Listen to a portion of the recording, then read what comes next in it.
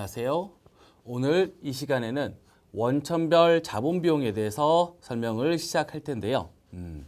우리가 지금 시작하는 거는요. 계속 강조하지만 기업의 가치를 계산하기 위한 과정이라고 불렀었죠.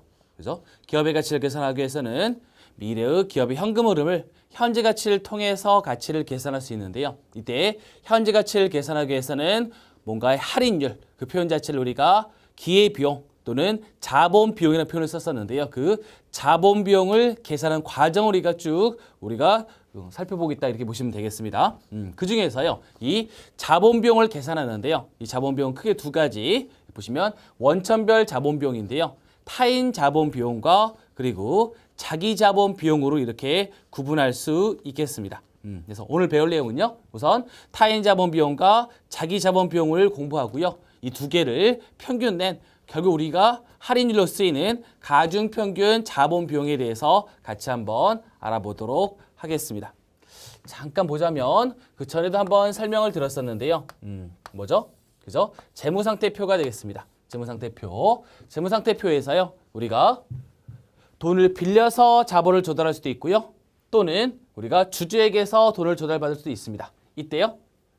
B라고 부르는데요. 우리 이거를 타인 자본, 돈을 빌리는 거죠. 쉽게 얘기하면 부채라고 부르는 건데요. 타인 자본, 그 다음 자기 자본입니다.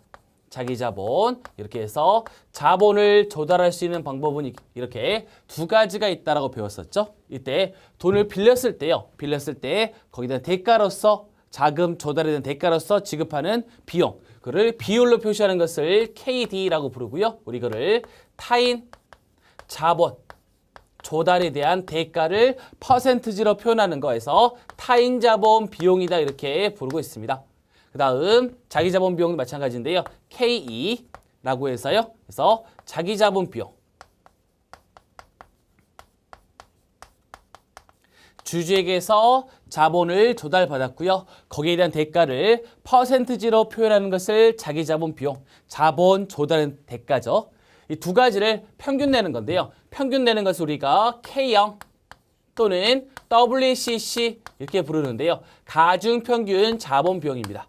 가중평균 자본비용. 그래서 자본비용을 우리가 평균 내는 것. 그를 가중평균 자본비용이라고 부르고요. 이때 이제 이 가중평균 자본비용을 이용해서 우리가 어떠한 기업의 가치를 계산하는 과정이 이렇게 보시면 되겠습니다. 그 중에서 첫 번째인데요. 첫 번째 우리가 볼 것은 타인 자본비용입니다. 바로 KD라고 불리는 거죠. 타인 자본비용이 되겠습니다. 첫 번째. 이 타인 자본비용은요. 쉽게 얘기하면 우리가 100억이라는 돈을 빌렸을 때요. 거기다 이자가 10억이다. 라고 한다면 이자율이 몇 퍼센트죠? 100억에 10억이니까 10%죠. 그 10%가 바로 타인 자본 비용이 되는 거예요. 그죠? 자본 조달에 대한 대가인데요. 타인 자본, 부채 또는 돈을 빌렸을 때 거기에 대한 대가를 퍼센트지로 그죠? 표현하는 것을 우리가 타인 자본 비용이라고 부릅니다. 부채인데요. 부채의 가치는요. 어떻게 계산할 수 있을까요? 부채 가치? 내가 100억을 빌렸으면 100억이 그 부채 가치 아닌가요? 이때 이 부채 가치는요. 우리가 뭔가의 가치를 계산할 때요. 그렇죠? 미래의 현금 흐름을 현재 가치를 통해서 우리가 가치를 계산한다 보시면 되겠고요.